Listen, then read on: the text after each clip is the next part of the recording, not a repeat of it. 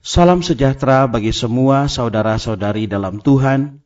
Di tengah masa pandemi yang berkepanjangan, yang kemungkinan mengauskan iman dan harapan kita, kami dari Yasperin ingin menguatkan anak-anak Allah dengan program Firman Tuhan di tengah pandemi.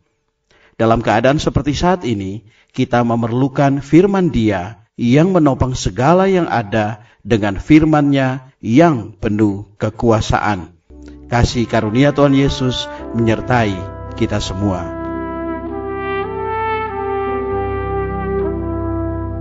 Saudara-saudari yang dikasihi oleh Tuhan Yesus Kristus, selamat berjumpa kembali di dalam program Arus Hayat Voice.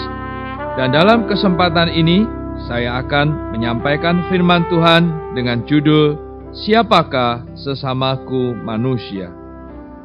Pembacaan Alkitab diambil dari Injil Lukas pasal 10 ayat 29. Tetapi untuk membenarkan dirinya, orang itu berkata kepada Yesus, "Dan siapakah sesamaku manusia?"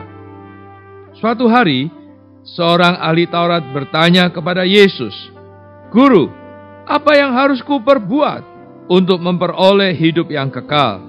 Tuhan Yesus bertanya kepadanya, "Apa yang tertulis dalam hukum Taurat?"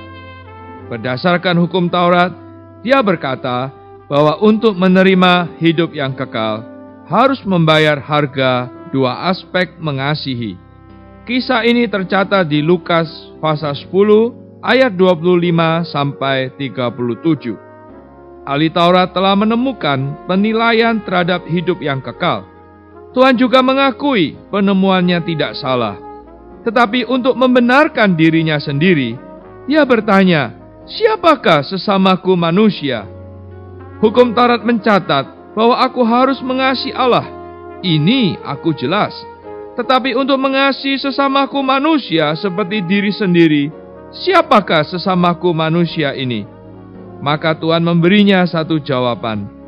Jawaban Tuhan menampakkan kepadanya bahwa yang dia perlukan bukan sesamanya manusia untuk dikasihi, tetapi sesamanya manusia yang mengasihinya. Dia tidak mengenal dirinya sendiri, mengira dia memiliki kekuatan untuk mengasihi sesamanya manusia. Tetapi Tuhan menunjukkan kepadanya bahwa dia hanya seorang dosa yang gersang. Dia memerlukan seorang sesamanya untuk mengasihinya. Karena itu Tuhan mengisahkan sebuah cerita, perumpamaan orang Samaria.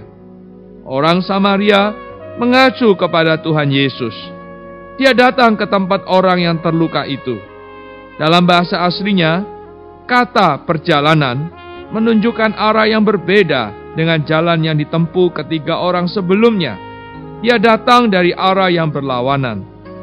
Tuhan Yesus adalah orang Nazaret yang dipandang rendah. Hari ini dia datang ke tempat Anda. Hati Tuhan Yesus tergerak oleh belas kasihan. Tuhan Yesus menuangkan minyak dan anggur atas luka-lukanya. Minyak di sini mengacu pada Roh Kudus, dan anggur mengacu pada hayat dan darah. Tuhan Yesus digerakkan oleh belas kasihan. Terlebih dulu dengan Roh Kudus, menerangi, menggerakkan, menghibur. Kemudian menuangkan anggur. Anggur terbuat dari sari anggur. Sari anggur adalah darah anggur, juga adalah hayat anggur. Jadi anggur di sini melambangkan darah Tuhan dan hayat Tuhan. Minyak membuat Anda mendapatkan pendirisan. Anggur membuat Anda mendapatkan kesembuhan dan kekuatan. Dia menaikkan orang itu ke atas keledai tunggangannya. Keledai di sini melambangkan cara Tuhan bekerja di bumi. Naik tunggangannya berarti berperilaku dalam cara Tuhan Yesus bekerja, melayani Allah seperti orang Nazaret yang rendah hati itu. Kemudian Tuhan membawanya ke tempat penginapan. Tempat penginapan mengacu kepada gereja. Dari atas bumi, gereja adalah tempat penginapan agar manusia mendapatkan suplai. Tuhan mengeluarkan 2 dinar dan memberikannya kepada pemilik penginapan itu untuk merawat orang itu.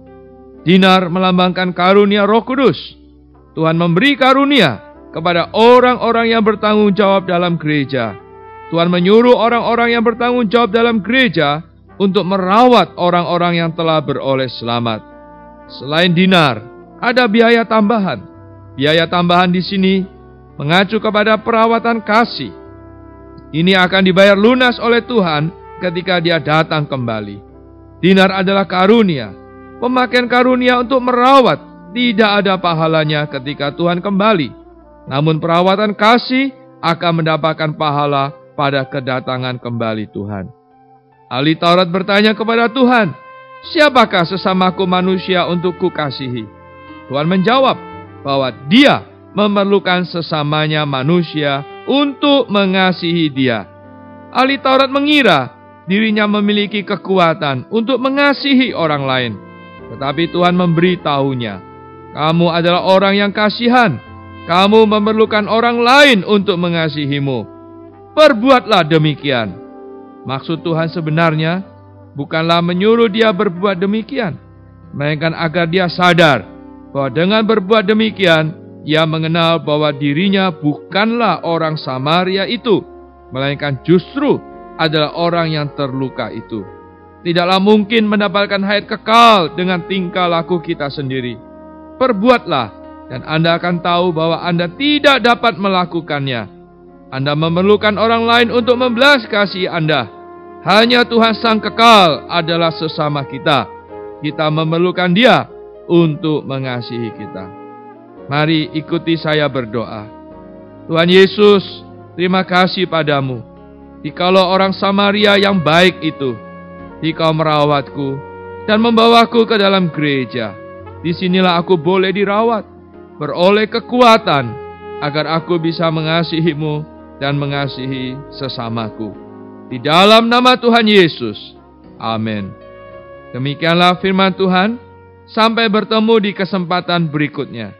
Tuhan memberkati. Kasih karunia-Nya menyertai kita.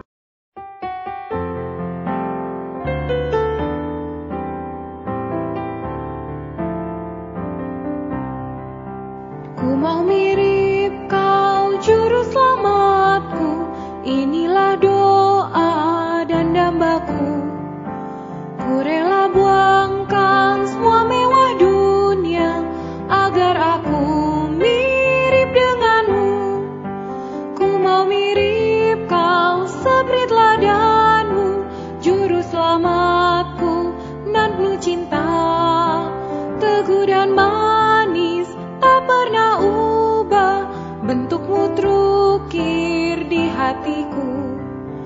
Ku mau mirip Kau, demikian ramah, penuh ampunan, kasih rahmat.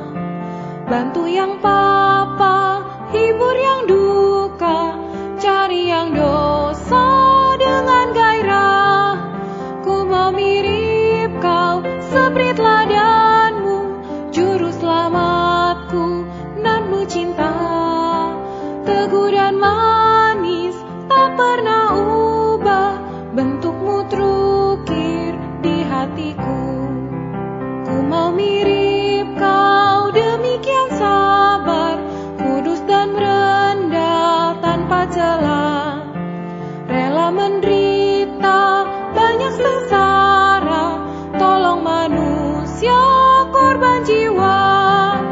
Ku mau mirip Kau, seperti teladanmu, Juru Selamatku nan penuh cinta. Teguh dan manis tak pernah ubah, bentukmu terukir di hatiku. Ku mau mirip Kau, sangat ku harap, rela berkorban ikut Tuhan. Semua adaku, semua milikku, tersembah pada Tuhan melulu. Ku mau mirip Kau, seperti teladanmu, Juru Selamatku nan penuh cinta.